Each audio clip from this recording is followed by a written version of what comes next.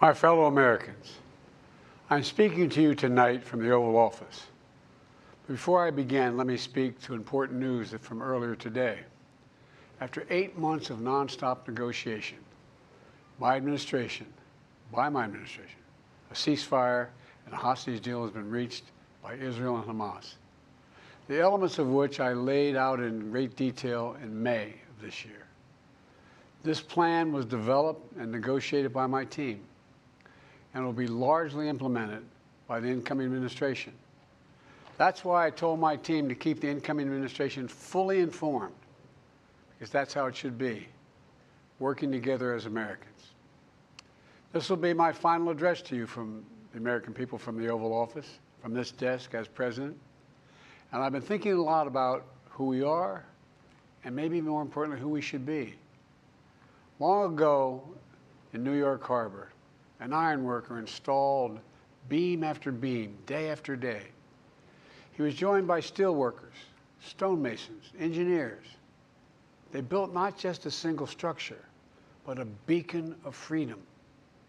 The very idea of America was so big, we felt the entire world needed to see.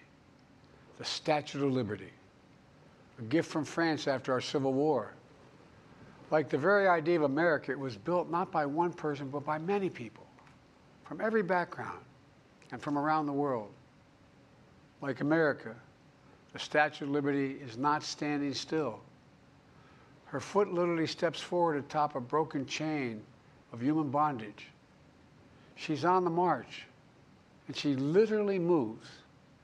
She was built to sway back and forth to withstand the fury of stormy weather, to stand the test of time because storms are always coming. She sways a few inches, but she never falls into the current below. An engineering marvel. The Statue of Liberty is also an enduring symbol of the soul of our nation, a soul shaped by forces that bring us together and by forces that pull us apart. And yet, through good times and tough times, we've withstood it all.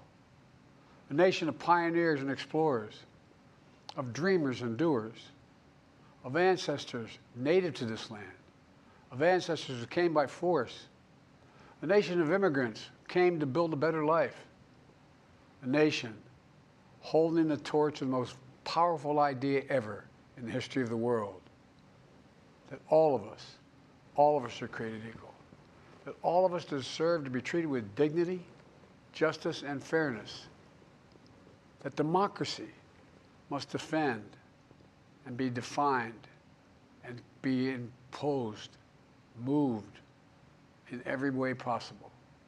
Our rights, our freedoms, our dreams. But we know the idea of America, our institution, our people, our values that uphold it are constantly being tested. Ongoing debates about power and the exercise of power. But whether we lead by the example of our power or the power of our example, whether we show the courage to stand up to the abuse of power or we yield to it. After 50 years at the center of all of this, I know that believing in the idea of America means respecting the institutions that govern a free society, the presidency, the Congress, the courts, a free and independent press, institutions that are rooted, they just might not reflect the timeless words, but they echo the words of the Declaration of Independence. We hold these truths to be self-evident.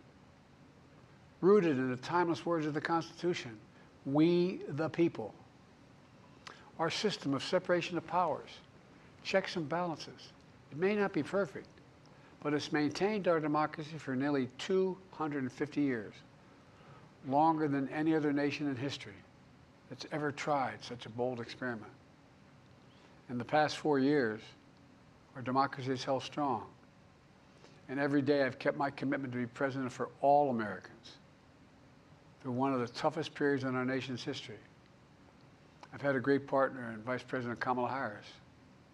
It's been the honor of my life to see the resilience of essential workers getting us through a once-in-a-century pandemic, the heroism of service members and first responders keeping us safe, the determination of advocates standing up for our rights and our freedoms, instead of losing their jobs to an economic crisis that we inherited. Millions of Americans now have the dignity of work. Millions of entrepreneurs and companies creating new businesses and industries, hiring American workers, using American products. And together, we've launched a new era of American possibilities. One of the greatest modernizations of infrastructure in our entire history, from new roads, bridges, clean water, affordable high-speed internet for every American. We invented the semiconductor, smaller than the tip of my little finger, and now is bringing those chip factories and those jobs back to America where they belong, creating thousands of jobs. Finally, giving Medicare the power to negotiate lower prescription drug prices for millions of seniors. And finally, doing something to protect our children and our families by passing the most significant gun safety law in 30 years and bringing violent crime to a 50-year low, meeting our sacred obligation to over 1 million veterans so far who are exposed to toxic materials, and to their families, providing medical care and education benefits and more for their families. You know, it will take time to feel the full impact of all we've done together. But the seeds are planted, and they'll grow and they'll bloom for decades to come. At home, we've created nearly 17 million new jobs, more than any other single administration, a single term. More people have health care than ever before. And overseas, we've strengthened NATO. Ukraine is still free. And we pulled ahead of our competition with China. And so much more. I'm so proud of how much we've accomplished together for the American people. And I wish the incoming administration success, because I want America to succeed. That's why I've held my duty to ensure a peaceful and orderly transition of power, to ensure we lead by the power of our example. I have no doubt that America is in a position to continue to succeed. That's why my farewell address tonight, I want to warn the country of some things that give me great concern. This is a dangerous and that's a dangerous concentration of power in the hands of a very few ultra-wealthy people. And the dangerous consequences if their abuse of power is left unchecked. Today, an oligarchy is taking shape in America of extreme wealth, power, and influence that literally threatens our entire democracy, our basic rights and freedoms, and a fair shot for everyone to get ahead. We see the consequences all across America, and we've seen it before, more than a century ago. But the American people stood up to the robber barons back then and busted the trusts. They didn't punish the wealthy. They just made the wealthy play by the rules everybody else had to. Workers want rights to earn their fair share. You know, they were dealt into the deal, and it helped put us on a path to building the largest middle class, the most prosperous century any nation in the world has ever seen. And we've got to do that again. In the last 4 years, that is exactly what we've done. People should be able to make as much as they can, but play by the same rules. Pay their fair share of taxes. So much is at stake. Right now, the existential threat of climate change has never been clearer. Just look across the country, from California to North Carolina. That's why I signed the most significant climate and clean energy law ever in the history of the world, and the rest of the world is trying to model it now. It's working, creating jobs and industries of the future. Now, we've proven we don't have to choose between protecting the environment and growing the economy. We're doing both. The powerful forces want to wield their unchecked influence to eliminate the steps we've taken to tackle the climate crisis, to serve their own interest for power and profit. We must not be bullied into sacrificing the future of our children and our grandchildren. We must keep pushing forward and push faster.